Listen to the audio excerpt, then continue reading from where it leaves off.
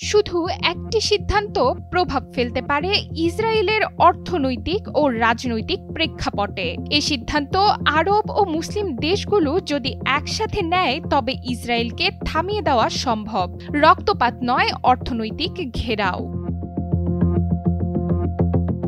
সম্প্রতি সংযুক্ত আরব আমিরাত ভিত্তিক আল হাবতুর রিসার্চ সেন্টার প্রকাশ করেছে একটি বিস্ফোরক প্রতিবেদন। তাদের বিশ্লেষণ বলছে, আরব ও মুসলিম সংখ্যাগরিষ্ঠ দেশগুলো যদি সমন্বিতভাবে ইসরায়েলের আকাশপথ বন্ধ করে দেয় তাহলে দেশটির অর্থনীতি, কূটনীতি এবং নিরাপত্তা কাঠামো ভেঙে পড়বে।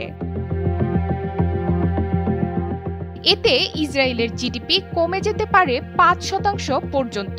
প্রতিটি ফ্লাইটের সময় বাড়বে ৪ থেকে ৬ ঘন্টা, খরচ বাড়বে $৩০ থেকে $৬০,০০০। আয়ের ৭৫% পর্যন্ত হারাতে পারে ইসরায়েলের জাতীয় বিমান সংস্থা এল আল।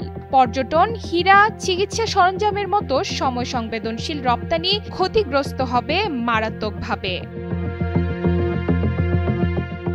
এই সম্ভাব্য অবরোধের সূত্রপাতের অনুঘটক হিসেবে কাতারে ইসরায়েলের হামলা কাজ করে থাকতে পারে। এই ঘটনার পর দোহায় জরুরি বৈঠকে বসে ওআইসি ও আরব লীগ।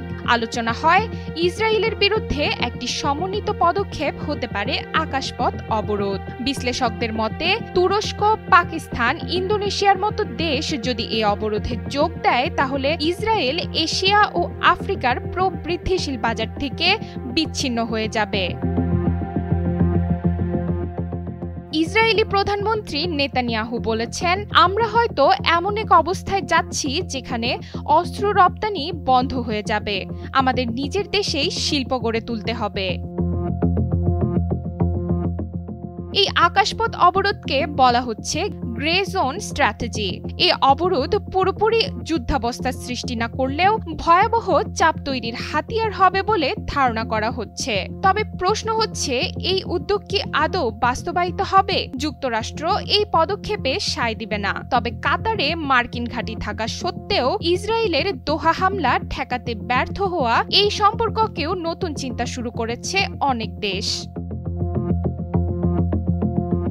কেবল একটি সিদ্ধান্তই বদলে দিতে পারে ভূরাজনীতির চিত্র। আরব ও মুসলিম সংখ্যাগরিষ্ঠ দেশগুলো যদি একসাথে দাঁড়ায়, ইসরায়েল শুধু আবদ্ধ নয়, হতে পারে পুরোপুরি বিচ্ছিন্ন। ডেস্ক রিপোর্ট, সময়ের আলো।